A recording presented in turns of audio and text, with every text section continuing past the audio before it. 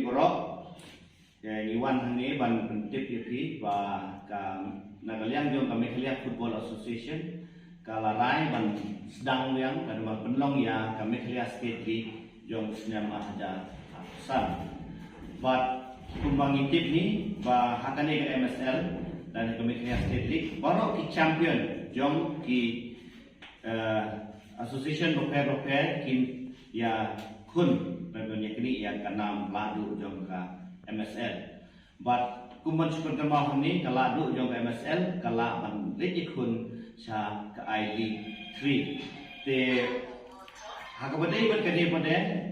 kadon ru ka sakawai pat ka kabu namta kini ki team ki bom dei ki champion kata ki runner up te ni kum ka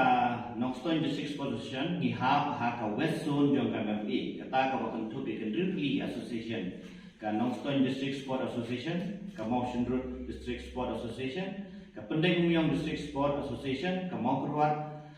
District Sport Association, nang ka Tersat Area Sport Association, pat ka Eastern Border Sport Association. Dan nagi kilona sob yung kini really ki association nginya kun ki qualifier ban yo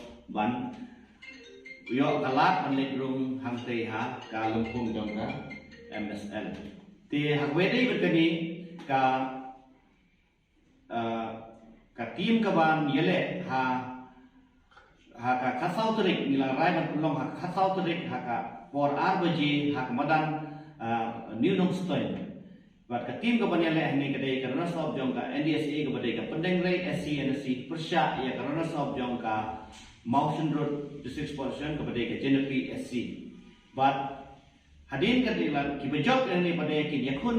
pat sa ya ka runners up jong ka mairang jong ka Pendeng Umyong District Sport Association bat kiba job ya kan pada kin saya kun pada bat kia ya kiba ya kinong job jong runners up jong ka Tersat